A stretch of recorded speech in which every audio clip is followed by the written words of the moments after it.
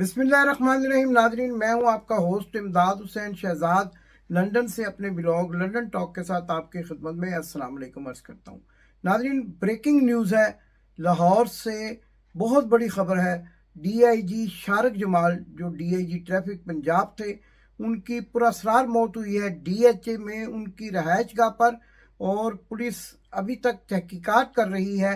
कि क्या हुआ है और किस तरह से DIG शारिक जमाल की मौत हुई है। लेकिन यहाँ पर मैं आपको इससे भी बड़ी अहम खबर दे रहा हूँ कि ये वही DIG शारिक जमाल हैं जो इससे कबल DIG इन्वेस्टिगेशन थे और बड़े ही अहम केसेस की इन्वेस्टिगेशन कर रहे थे, जिसमें पाकिस्तान की अहम तरीन सियासी शख्सियात के नाम आते थे। इसलिए इनकी पुरअसरार मौत को भी एक ऐसा मोड़ जो है वो समझा जा रहा है, जिस तरह से पहले भी कई अफसरान जो हैं अचानक अपने अपने घरों में पुरअसरार तौर पर मुर्दा पाए गए थे, जिनमें एक डॉक्टर रजवान भी थे। और अब DIG शारिक जमाल जो एक बड़े ईमानदार दयानतदार अफसर समझे जाते हैं, और जैसा कि मैंने आपको बताया कि इनके पास बहुत बड़ी बड़ी फाइल्स थी, बड़े बड़े लोगों के नाम सामने आने वाले थे, तहकीकात मुकम्मल हो चुकी थी, और इसके बाद इनका तबादला करके इनको ट्रैफिक पुलिस में भेज दिया गया। और आज ये खबर आई कि इनकी मौत जो है DHA में इनकी रहायश गाह पर रात के, यानी जुम्मा और अभी जो हफ्ता है, हफ्ते की दरमियानी रात को रात गए अपने घर पर पुरअसरार तौर पर मुर्दा पाए गए। अभी तक कुछ कहना जो है वो मुमकिन नहीं है कि इनकी मौत कैसे हुई और आखिरकार क्या ऐसी वजह थी कि अचानक जो है वो अपने घर में मुर्दा पाए गए। लेकिन ज़राए यही बता रहे हैं कि बड़ी बड़ी कहानियां इसके पीछे जो सामने आएंगी, और जिनको सामने आने से छुपाने के लिए ऐसा किया गया। और इसी तरह का वाकया जैसा मकसूद चपड़ासी और डॉक्टर रजवान के साथ किया गया,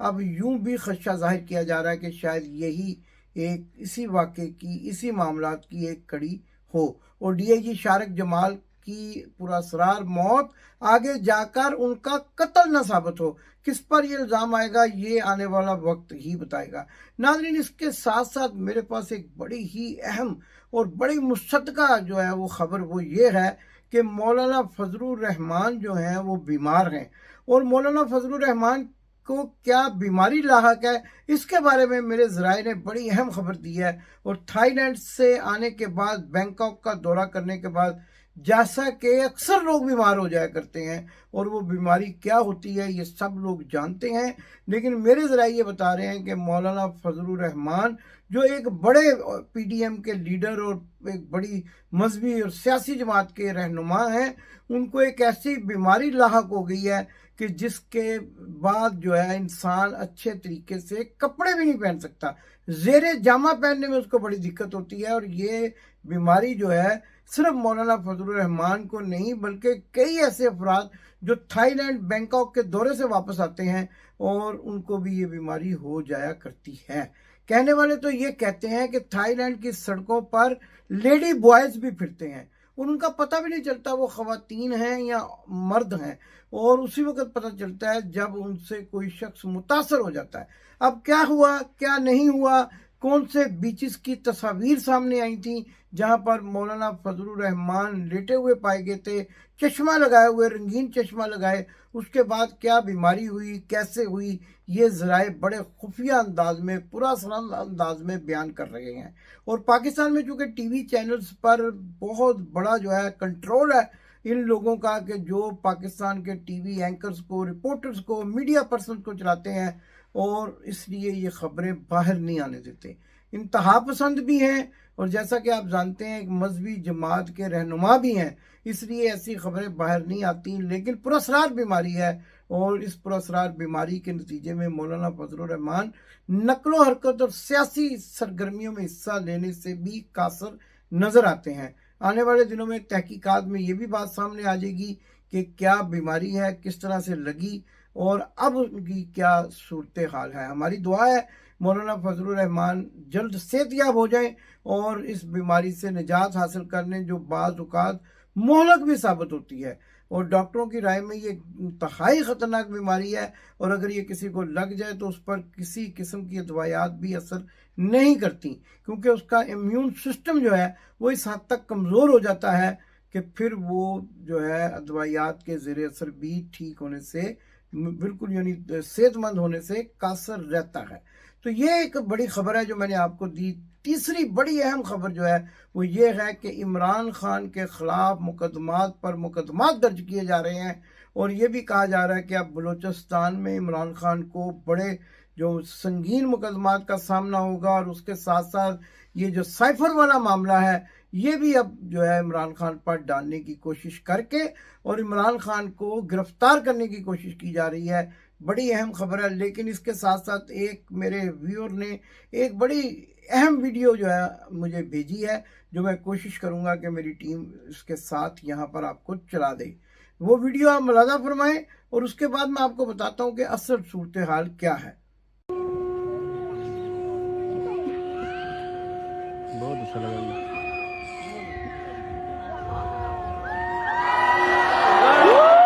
جی تو ناظرین، آپ نے یہ ویڈیو دیکھی ہے، یہ جو منظر ہے یہ لاہور میں واگا پر پاکستان کے پرچم کی تبدیلی کا منظر ہے، اور آپ نے اگر اس سے پہلے بھی اس قسم کی پریڈ کے مناظر دیکھے ہوں گے تو آپ کو پاکستان سائڈ سے واشگاب نعروں کی آواز نظر آتی ہوگی، اور بھارتی سائڈ پر جب یہ نعرے گونجا کرتے تھے جیوے جیوے پاکستان کے نعرے اور پاک فوج زندہ باد کے نعرے، تو بھارتی سائڈ پر لوگ دہل جایا کرتے تھے، اور اس بات سے بہت زیادہ جو ہے وہ پریشان ہوتے تھے کہ پاکستانیوں کا جوش و جذبہ جو ہے وہ اس قدر بلند ہے کہ وہ کسی بھی وقت دشمن کو ناکوں چنے چبوا سکتا ہے۔ اور اب جو ہے یہ آپ نے ویڈیو دیکھی تو آپ کو بھارتی سائٹ تو کچا کھچ بھری ہوئی نظر آتی ہے، لیکن پاکستانی سائٹ پر لوگ موجود نظر نہیں آتے۔ یہ ایک بڑا لمحہ فکریہ ہے، اور پاکستانیوں کے لیے اور پاکستان کی بہادر اور غیور فوج کے لیے بھی یہ ایک بہت بڑا سوال ہے کہ آخرکار پاکستانیوں کی وہ محبت جو وہ پاکستان کی فوج سے کرتے تھے وہ کس قدر ماند پڑتی چلی جا رہی ہے کہ اب لوگ جو ہیں موسم گرما میں بھی، آج کل تو موسم گرما ہے اور لوگ جو ہیں اس موسم میں تفریح کے لیے بھی باہر نکلتے ہیں، لیکن واگا پر پریڈ دیکھنے کے لیے جانے والوں کی تعداد میں کمی ہوتی جا رہی ہے۔ اور ذرائع تو یہاں تک کی خطرناک صورتحال بھی بتا رہے ہیں کہ آنے والے دنوں میں 14 اگست کو جو پریڈ ہونے والی ہے وہ پاکستان کی ایک ایسی پریڈ جو ہے وہ ہونے جا رہی ہے جس میں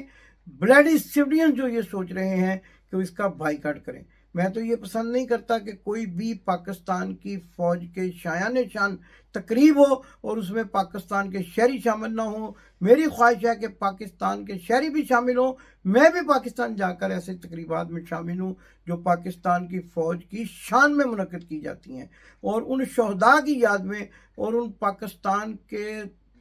پاکستان کے وجود میں آنے والے شہداء جنہوں نے اپنی جانیں لٹائی تھی، قربان کی تھی پاکستان کی آزادی کے لیے، ان کی یاد میں منعقد کی جاتی ہیں۔ وہ تقریبات پاکستان کی شایان شان ہونی چاہیے، بڑی سے بڑی تعداد میں لوگوں کو اس میں جانا چاہیے۔ لیکن آخرکار کیا وجہ ہے کہ پاکستان کی عوام کے دلوں کے اندر سے وہ محبت ختم ہوتی جا رہی ہے، اور مصنوعی طور پر کبھی استحکام پاکستان ریلی کے نام پر، کبھی کسی اور طرح سے جو ہے سوشل میڈیا ایکٹیوسٹ بنا کر لوگوں کو یہ تاثر دینے کی کوشش کی جاتی ہے کہ پاکستان کی فوج جو ہے اس کے لیے پاکستان کی عوام کے دلوں میں بڑا احترام ہے۔ یقیناً ہوگا اور ہونا بھی چاہیے، لیکن کرپٹ جرنیلوں نے پاکستان کے اس پاکیزہ ادارے کو اس مقام تک پہنچا دیا ہے کہ اب لوگ جو ہے واگا میں پریڈ دیکھنے کے لیے بھی جانا گوارا نہیں کر رہے۔ میں اس بات پر بہت بڑا سوال جو ہے پاکستان کے آرمی چیف جناب حافظ عاصم منیر صاحب کے سامنے اٹھا رہا ہوں کہ آپ اپنے ادارے کی عزت و احترام کو بحال کروائیں اور پاکستان کے عوام کے دلوں میں وہ محبت دوبارہ پیدا کریں جس کے نتیجے میں پاکستان کی عوام پاک فوج زندہ باد اور پاکستان زندہ باد اور جیوے پاکستان کے نعرے لگایا کرتے۔ ناظرین، دوسری جانب انتخابات میں جلو پھیرنے کی تیاریاں بھی اپنے عروج پر نظر آتی ہیں، اور یہ بھی سمجھا جا رہا ہے کہ انتخابات میں جو ہے عمران خان کو ہرانے کے لیے کئی پارٹیاں وجود میں لائی۔ آپ جتنی مرضی پارٹیاں بنا لیں، آپ خٹک بنا لیں، پھٹک بنا لیں، یا پھر بالکل جو ہے آپ ایسا کوئی نظام بنا لیں کہ جس سے عمران خان کا راستہ روکا جائے، لیکن اب یہ मुमकिन नहीं है। अवाम के अंदर जो एंगर पाया जाता है, अवाम के अंदर जो गुस्सा और नाराज़गी पाई जाती है, अवाम अब इसका इजहार जो है बैलेट बॉक्स के आगे जाकर करेगी। और अगर बैलेट बॉक्स के आगे जाने से भी अवाम को रोका गया, जमहूरी अंदाज में अपने गुस्से और एंगर का इजहार करने से रोका गया, तो फिर जैसा कि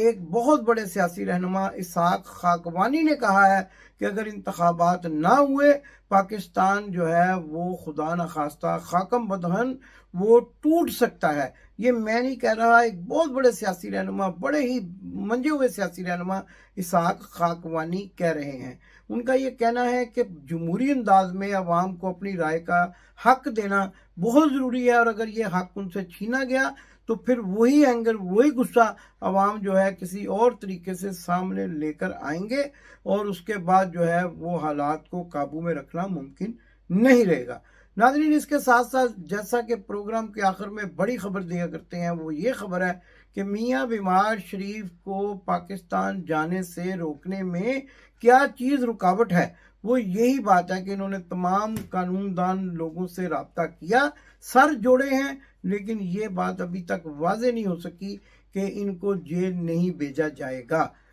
सारी जो कानून है, सारी बातें इस बात की जो है निशानदही करती हैं कि अगर मियाँ बीमार शरीफ और मियाँ नवाज शरीफ पाकिस्तान गए तो उनको जेल ज़रूर जाना पड़ेगा। उसके बाद उनकी ज़मानतों के बंदोबस्त हो जाए, क्या होता है क्या नहीं होता। लेकिन गर्मियों के दिनों में इसलिए भी जाने से डर रहे हैं कि सितंबर तक जो है जेल की सूबतें बर्दाश्त करना बड़े बड़े लोगों को जो है वो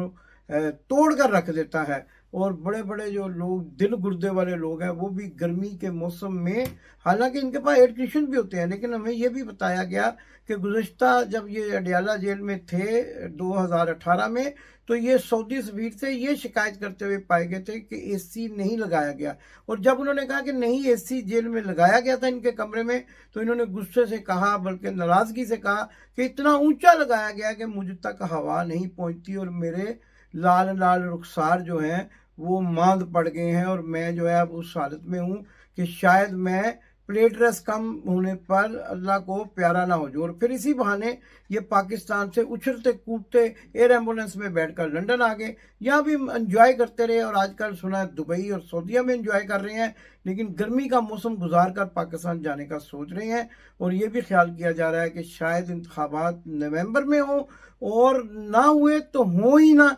और इसी तरह निगरान हुकूमत को टूल देकर साल डेढ़ साल का अरसा गुजारा जा सके। लेकिन ये सारे मामला बड़े ख़तरनाक हैं, और अगर ऐसा किया गया तो पाकिस्तान की सालमियत को शदीद ख़तरात लाहक हो सकते हैं। हमारी ये ख्वाहिश है पाकिस्तान खुशहाल मुल्क बने इमरान खान की क़यादत में, या एक किसी भी ऐसे लीडर की क़यादत में जो पाकिस्तान को इकॉनमी के गिरदाब से निकाल सके, चाहे वो इमरान खान हो और चाहे वो कोई भी ऐसा शख्स हो जो पाकिस्तान की आवाम को महंगाई के इस तूफान से बचा सके। महंगाई ने जिस तरह से पाकिस्तान की आवाम की कमर तोड़ दी है, उस तूफान से, उस अजाब से निकाल सके, उसी को इक़्तिदार में आना चाहिए और पाकिस्तान को एक खुशहाल मुल्क बनाकर दुनिया में एक मिसाल बनाकर पेश करना चाहिए। पाकिस्तान जिंदाबाद।